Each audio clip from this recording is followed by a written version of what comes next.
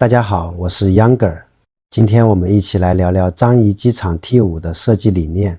你会看到新加坡如何用 T5 重新定义全球机场的标准。新加坡樟宜机场 T5 一座航站楼却被设计成了一座城市。你以为机场只是交通枢纽，在这里，机场本身就是目的地，是一座微型城市。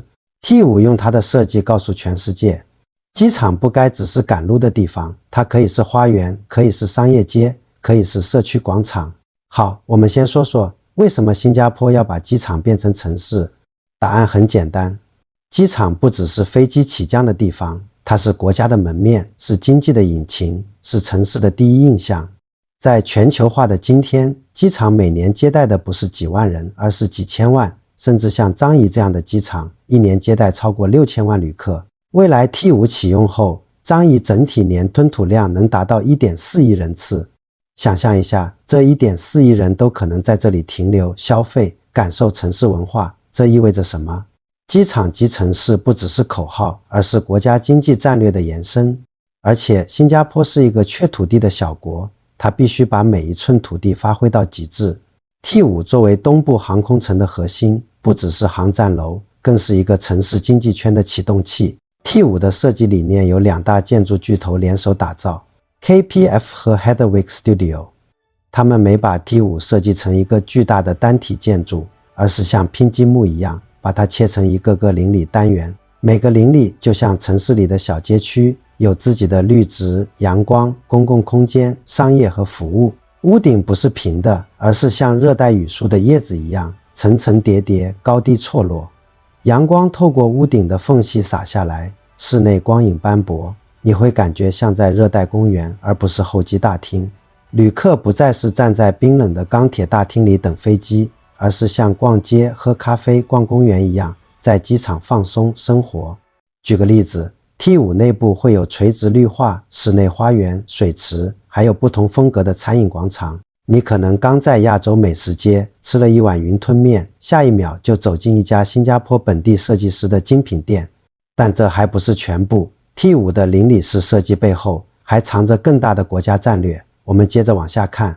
你以为 T5 的设计只是为了看着好看吗？其实它背后是新加坡的国家战略。 T5 不只是让人搭飞机的地方，它是经济增长点，是国门，是超级会客厅。每年数以亿计的旅客经过这里，新加坡要做的不只是收过境税，而是让这些人都能在机场多停一会，多消费一点。在这里，旅客可能参加一场国际会展，可能在免税商店买一只手表，可能在机场酒店住一晚，这些都带来巨大的经济效益。而且 T5 的模块化设计还能应对未来风险，比如疫情期间，它可以分区隔离，灵活运营，既保障防疫又保证运力。T5 的建设还能带动整个樟宜东新区发展，未来周边会形成完整的航空经济带，包含物流园区、会展中心、商业综合体。那么 T5 是如何用设计和技术实现绿色低碳、可持续发展的呢？ T5 的屋顶不只是造型特别，它铺满了大面积太阳能板，预计每年可发电近10万兆瓦时，足够上万户家庭用电。机场冷却系统采用区域冷却和热能储存技术，能效提升 30%， 碳排放大幅下降。地面所有运营车辆未来都将电动化，包括行李拖车、摆渡车。机场也预留了可持续航空燃料的供应接口，支持绿色航油。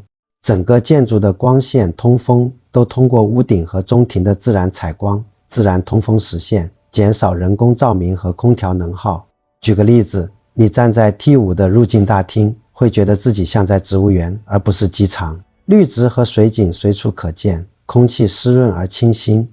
想象一下，你在机场里不再是焦虑等飞机的旅客，而是城市邻里的一份子。你可以在咖啡广场和朋友聊天，在小花园边看书，在儿童乐园陪孩子玩耍。你可以边等航班边逛街，逛完街去吃顿地道的新加坡美食。未来 T5 甚至可能有短租公寓、共享办公空间，让旅客、商务客都能把机场当成临时的家。这种设计让机场不再只是让人想快点离开的地方，而是让人愿意多待一会，甚至专门来体验的地方。你可能发现，机场成了城市的新地标，一个人人愿意打卡的公共空间。那么你觉得这样的机场会成为未来全球机场的新标准吗？樟宜 T5 的邻里机场理念不只是新加坡的自豪，也可能是全球机场的新方向。你期待这样的机场吗？如果有一天你途经 T5， 你最想体验哪一部分设计？